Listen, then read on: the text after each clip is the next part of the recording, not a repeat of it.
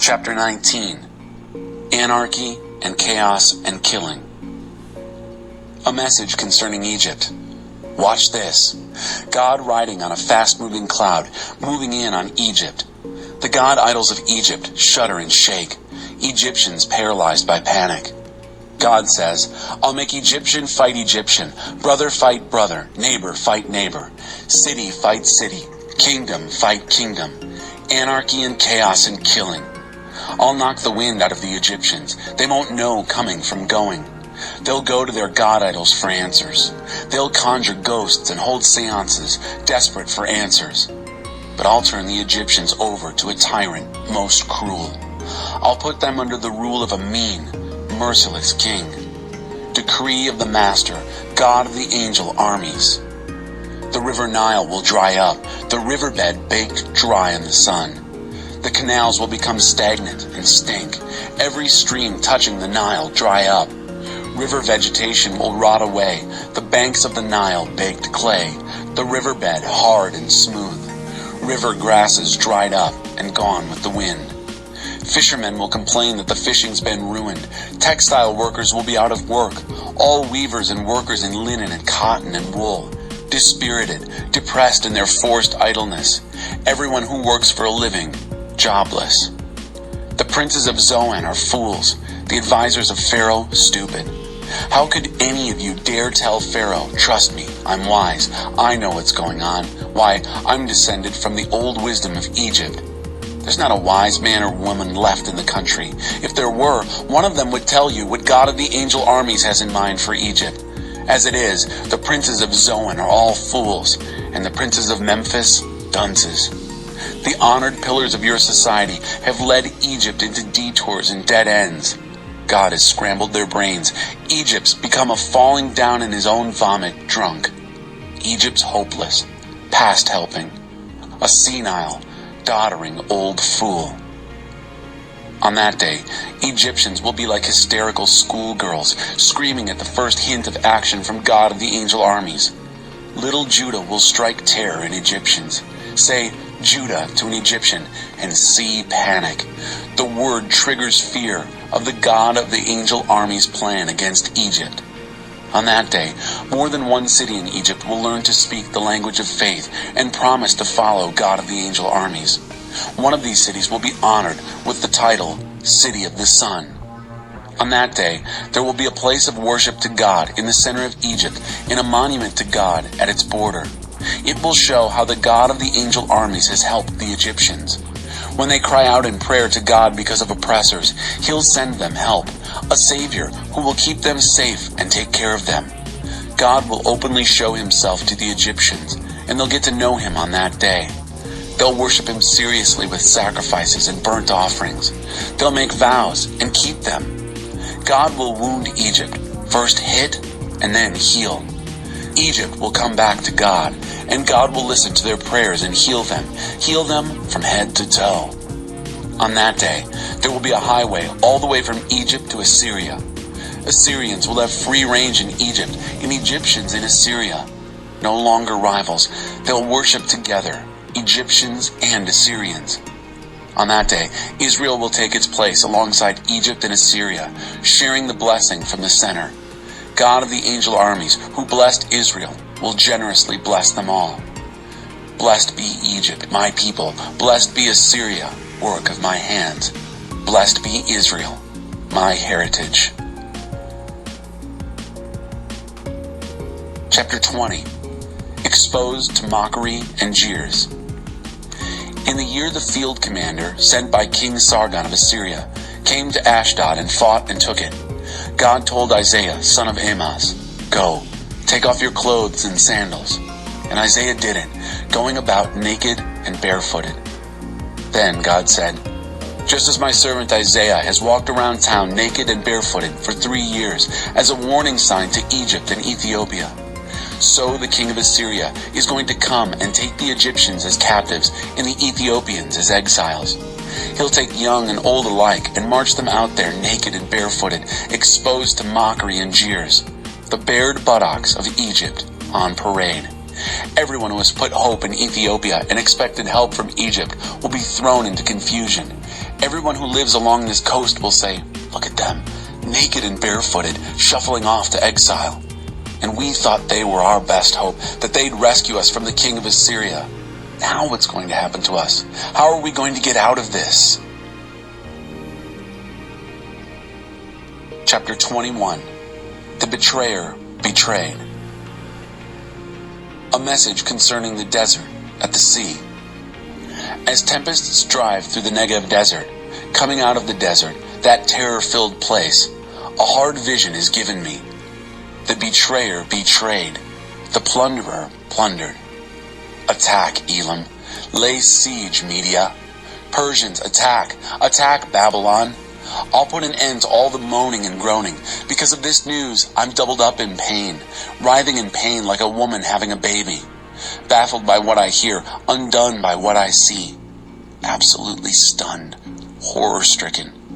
I had hoped for a relaxed evening, but it has turned into a nightmare.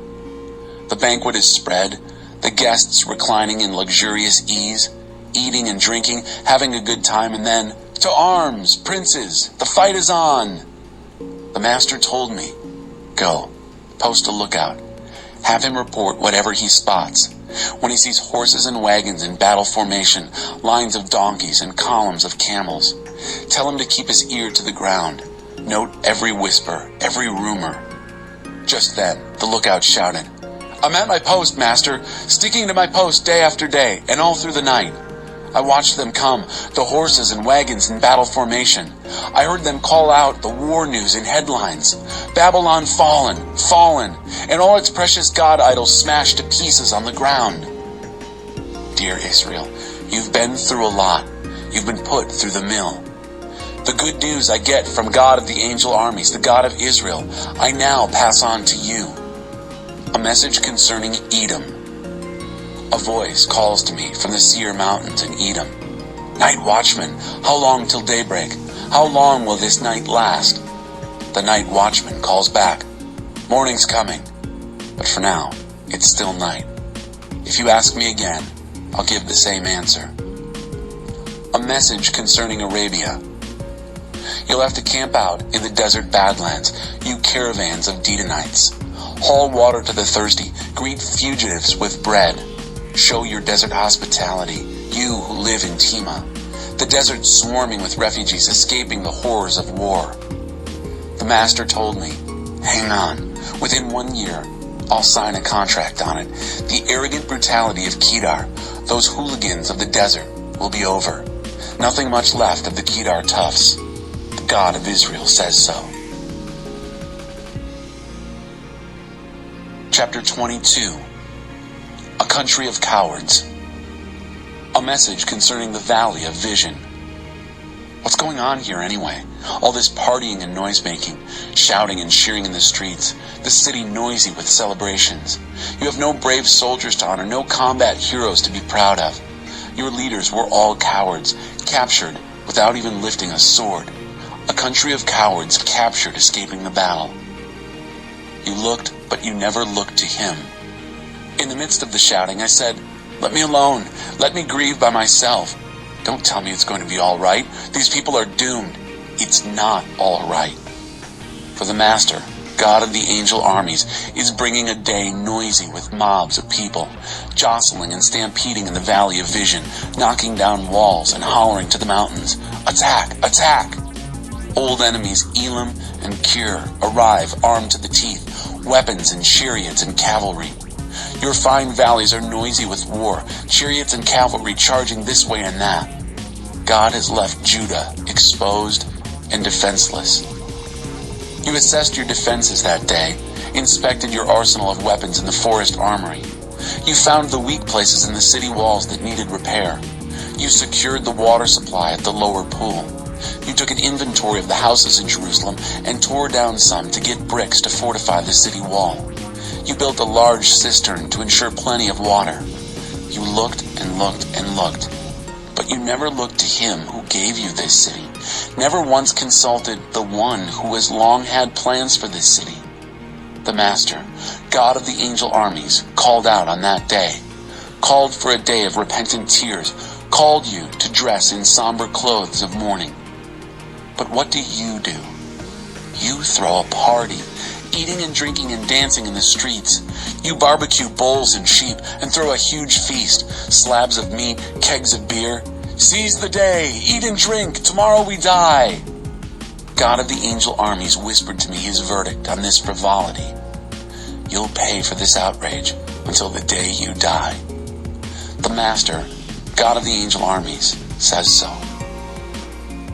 The key of the Davidic heritage. The Master, God of the angel armies, spoke. Come, go to this steward, Shebna, who is in charge of all the king's affairs, and tell him, what's going on here? You're an outsider here, and yet you act like you own the place. Make a big, fancy tomb for yourself where everyone can see it, making sure everyone will think you are important. God is about to sack you, to throw you to the dogs. He'll grab you by the hair, swing you round and round dizzyingly, and then let you go, sailing through the air like a ball until you're out of sight. Where you'll land, nobody knows. And there you'll die, and all the stuff you've collected heaped on your grave. You've disgraced your master's house. You're fired, and good riddance. On that day, I'll replace Shebna. I will call my servant Eliakim, son of Hilkiah. I'll dress him in your robe. I'll put your belt on him. I'll give him your authority.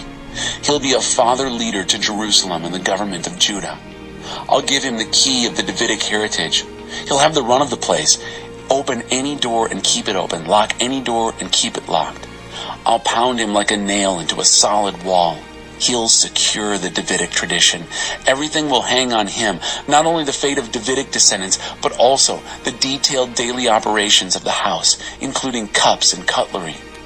And then the day will come, says God of the angel armies, when that nail will come loose and fall out, break loose from that solid wall, and everything hanging on it will go with it.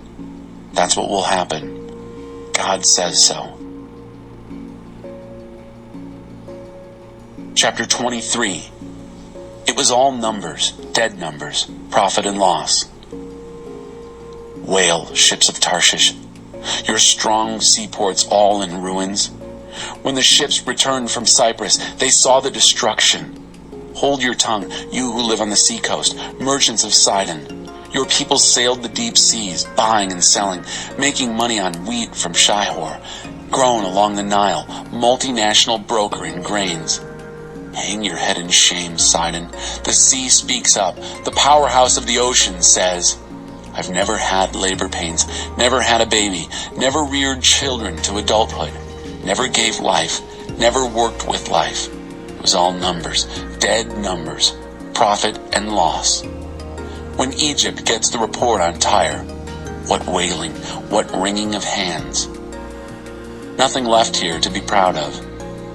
Visit Tarshish, you who live on the seacoast. Take a good, long look and wail. Yes, cry buckets of tears. Is this the city you remember as energetic and alive, bustling with activity? This historic old city, expanding throughout the globe, buying and selling all over the world? And who is behind the collapse of Tyre, the Tyre that controlled the world markets? Tyre's merchants were the business tycoons. Tyre's traders called all the shots. God of the angel armies ordered the crash to show the sordid backside of pride and puncture the inflated reputations. Sail for home, O ships of Tarshish. There are no docks left in this harbor. God reached out to the sea and sea traders, threw the sea kingdoms into turmoil. God ordered the destruction of the seacoast cities, the centers of commerce.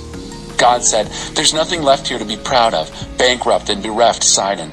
Do you want to make a new start in Cyprus? Don't count on it. Nothing there will work out for you either. Look at what happened to Babylon. There's nothing left of it. Assyria turned it into a desert, into a refuge for wild dogs and stray cats. They brought in their big siege engines, tore down the buildings, and left nothing behind but rubble. Wail, ships of Tarshish, your strong seaports all in ruins. For the next 70 years, a king's lifetime, Tyre will be forgotten. At the end of the 70 years, Tyre will stage a comeback, but it will be the comeback of a worn-out whore, as in the song, take a harp, circle the city, unremembered whore. Sing your old songs, your many old songs, maybe someone will remember. At the end of the 70 years, God will look in on Tyre.